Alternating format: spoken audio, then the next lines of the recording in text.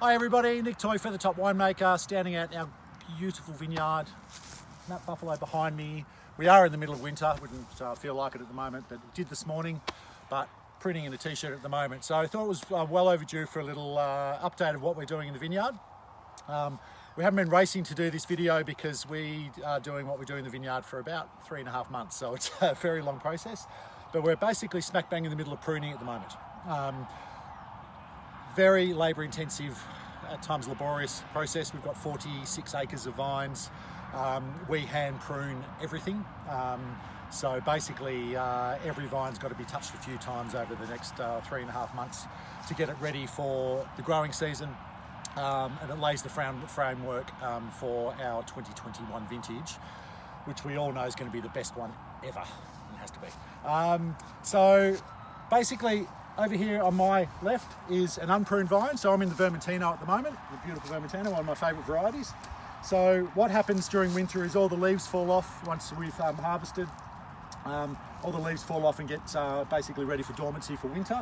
So this is now a dormant vine. Basically these shoots here will snap pretty easily because they've sort of all lignified and gone hard. Any remaining nutrients have already headed down to the permanent parts of the vine, ready for pruning, and as I said, in their winter dormancy.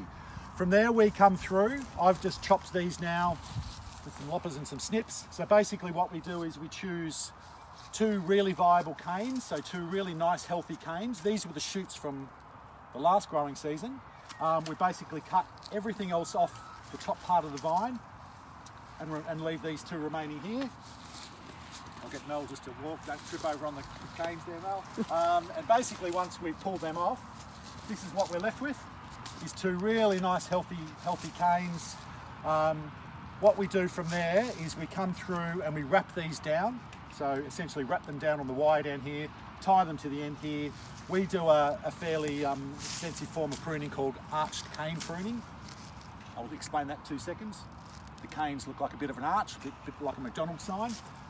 So once they're laid down there, what that does is that lays the framework for the next growing season. So once these are laying down here, the new shoots will come out of these buds up here and grow up vertically into the wires here, and that forms, if you pan back here, basically what you see here from last year.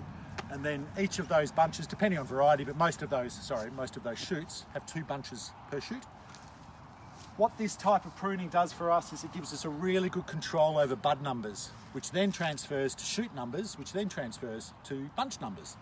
So what we're aiming for is a really nicely balanced vine that's not overcropped, it's not undercropped. It's got a really nice even spread of shoots across its canopy. That gives it the best environment for ripening and for producing really nice fruit. And also gives it the best environment for low disease pressure because you've got a nice even spread of shoots and things aren't all clumping up.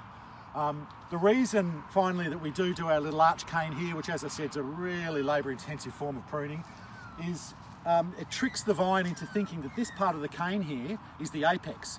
Generally a vine will push a lot of its nutrients straight to the apex, which is normally at the tip of this cane here. But what this does is it tricks it into thinking these here is the apex. So it gives a nice even spread of nutrients through its vascular system across the entire cane. So again, aiding that nice spread of even shoots across that whole cane. If we lay them flat, occasionally we get those ones that would normally be on the apex there or the top, not budding because they don't have enough nutrient push through. So that's what we're up to at the moment. As I said, we're probably by next week we'll be halfway through our pruning. We'll be pruning right the way through till probably the start of September. It's a very, very long process, but as I said, it's a really vital process. Lays the framework and foundations for our next growing season. And as I said before, what's going to be our best vintage ever in 2021. Thanks for listening and bye for now.